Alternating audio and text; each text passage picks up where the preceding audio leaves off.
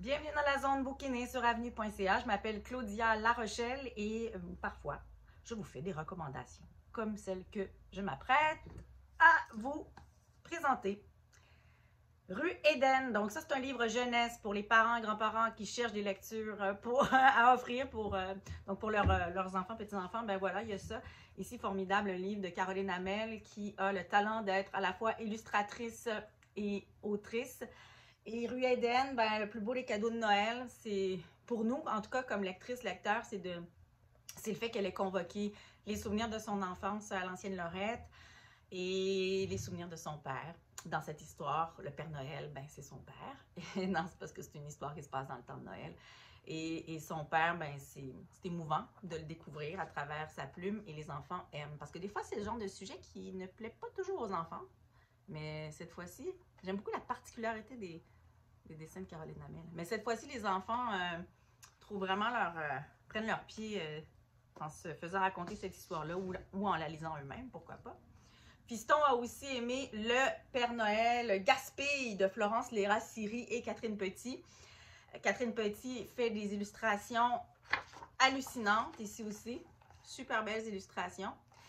Ce qui est drôle, c'est que le Père Noël doit se mettre au goût du jour parce que selon un lutin en particulier dans sa gang, ben, il faudrait qu'il apprenne à recycler. Puis il faudrait qu'il apprenne à être en accord avec là où on est rendu dans la lutte au changement climatique. Donc c'est un peu ça la thématique de ce livre-là, aussi paru à la bagnole de Florence, Léa, Siri et Catherine Petit. Voilà.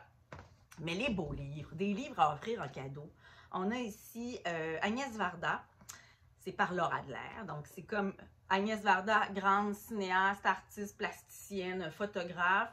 Et elle est vue par Laura Adler, grande communicatrice, journaliste, animatrice, écrivaine. Et là, elle fait un portrait d'Agnès Varda exceptionnel.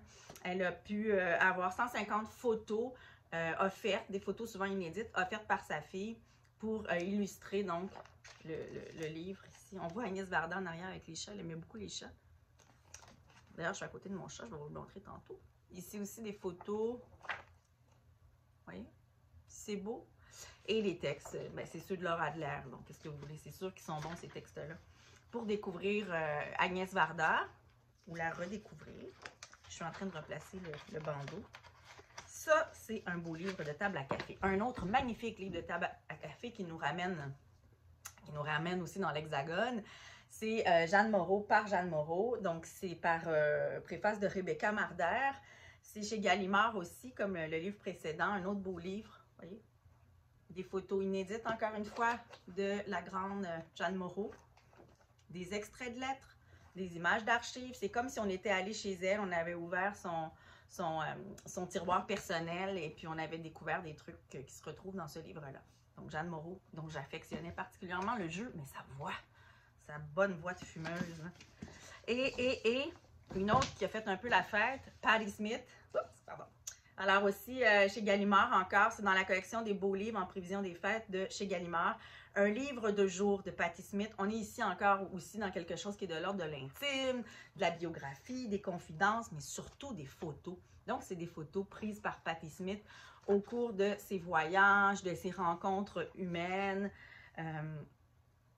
7 juin, à travers le cœur de Paris, coule la Seine et dans ses courants se reflètent les artistes, les amoureux et les vestiges d'une cathédrale en feu. Donc oui, c'est certainement après l'incendie de Notre-Dame de Paris. Vous voyez? Ses voyages, ses déplacements, ses rencontres, c'est donc un livre de jour. C'est une année de vie dans l'univers de la grande Patti Smith. Voilà. Et c'est chez Gallimard aussi. Voilà, c'est tout pour mes recommandations. J'espère que vous vous êtes plu, que vous avez trouvé chaussures à votre pied. On ne va pas dire livre pour vos yeux. Voilà. Et ça, c'est Bob. Bob Dylan, c'est mon animal de compagnie, c'est mon chat. Ça prend un chat pour lire. En tout cas, les livres sont mieux, sont meilleurs.